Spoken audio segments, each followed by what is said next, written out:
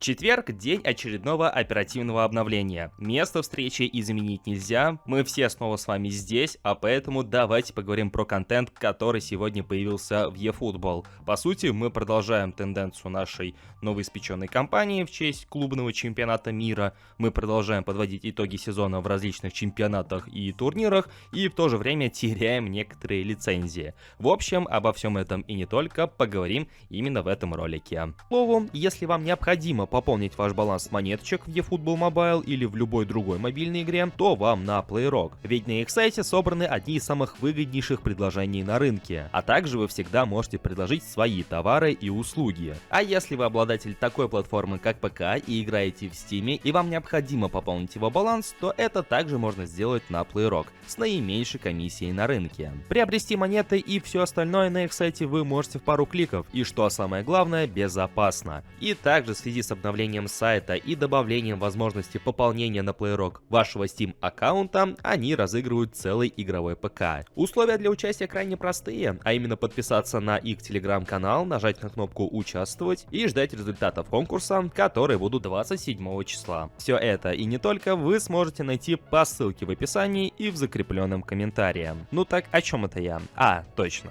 Первое, что стоит отметить, вместе с этим оперативным обновлением изменился срок доступности одного из премиум-паков, а именно пака с национальной сборной Италии. Почему-то срок действия этого пака сократился, по-моему, на несколько месяцев. Во всяком случае, причина неизвестна. И поэтому, если вы засматривались на этот пак, то, я не знаю, пытаетесь копить свои монеты быстрее или вовсе можете задонатить, чтобы его забрать, потому что времени у вас осталось чуть меньше, чем было изначально. Также перед обновлением Konami сообщили, что уже в конце июня из игры официально пропадет Бавария. Буквально-таки, получается, на следующей неделе. Соглашение, которое было заключено еще в 2019 году, подходит к своему завершению. Стороны, судя по всему, продлевать его не собираются, а поэтому мюнхенцы покидают eFootball. Но об этом, я думаю, мы поговорим в рамках отдельного видео. Что же по контенту, который появился сегодня в игре? Конечно же, это очередной пак из серии Showtime-Big Time, причем, если я все правильно понимаю, то он затрагивает чемпионаты, на которых, во-первых, нет лицензии по типу Бундеслиги, потому что среди шоутаймовских игроков присутствует Алиса, также среди хайлайтов присутствует кто-то из игроков Байера, точно сейчас не помню, кто именно, тогда как главные хайлайтеры этого пака это снова игроки ПСЖ, и бигтаймовскую карточку получил Хвича. Не знаю, его моделька мне особо в игре не вкатывает, поэтому для меня это, наверное, самая непривлекательная бигтаймовская карточка, хоть и, повторюсь в очередной раз, оформление этих карточек мне очень даже вкатывает. В отличие от прошлогодней кампании, когда у нас был турнир национальных сборных, чемпионат Европы и Кубок Америки, тогда почему-то Konami вообще никак не меняли дизайн карточек команды недели, тогда как для клубного чемпионата мира, на который лицензии-то по сути и нет, все равно, но Konami добавили немножко отличительный цвет карточек. Он не привычный нам, зеленый, а уже вот такой, знаете, золотистый. Но, к сожалению, сама команда недели от этого как-то более привлекательной не стала. Ну, может быть, оформление опять же симпатичное, но не более того. Цифры остались все на таком же уровне. Единственное, что изменилось, теперь вместо 3 игроков с бустом у нас присутствует только 5. Также в игру добавили селекцию с национальными сборными, а именно со сборными Южной Америки и Азии, если я все правильно понял, поскольку у нас здесь присутствуют и аргентинцы, и уругвайцы, и даже игрок из сборной Южной Кореи, и чилийцы, и бразильцы, и венесуэльцы, в общем-то тут самый что ни на есть полный набор. Может быть, для игроков из этих регионов пак еще более-менее привлекательный, тогда как для нас, наверное, плюс-минус интересный это Лаутаро Мартинес, если у вас нет его предыдущих карточек, Угарте, к примеру. Тогда как все остальные и по фамилиям, и по цифрам, такое себе.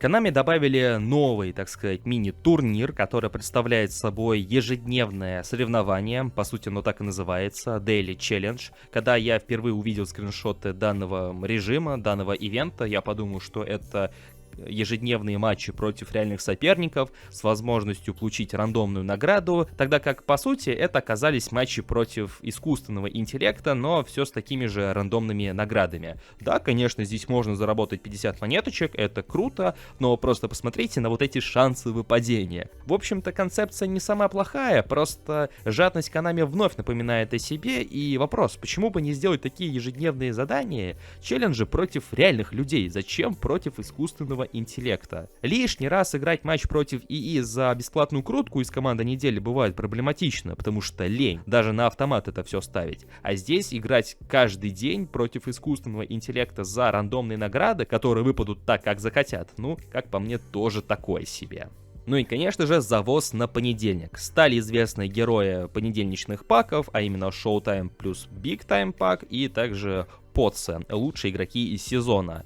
Вопреки всем ожиданиям, предположениям, концепт-артам, в шоу-таймовском, биг-таймовском наборе мы не увидим Ламина Ямаля. Может быть, Konami припасли его для какого-то другого набора, может быть, иная причина, но в лучших игроках сезона по Ла Лиге мы его не увидим. Ни в Потсах, ни в шоу-тайм-биг-тайм паке. Ключевая тройка из донатного набора — это Педри, что самое интересное, именно ему отдали бигтаймовскую карточку, это Рафинья и, конечно же, Килиан Мбаппе. И если Рафинья с Мбаппе вопросов не вызывают, то вот почему Педри? Ну ладно, его мастерство никто не отменяет, его вклад в чемпионство Барселоны тоже никто не отменяет, но неужели Рафинья, в отличие от Педри, не заслужил ту же самую бигтаймовскую карточку, учитывая, что в конце года, в конце 2024 года, Рафинья уже получал шоутаймовскую карточку.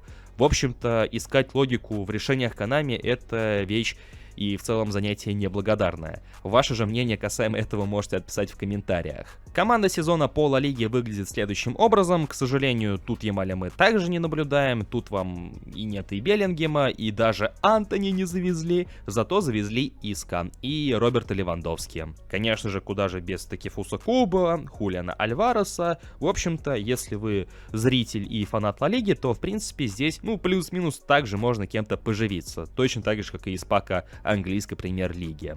И вот такое вот выдалось у нас оперативное обновление. Как и всегда, ваше мнение по всему увиденному и услышанному я буду ждать в комментариях под этим роликом. Что вы думаете на весь этот счет?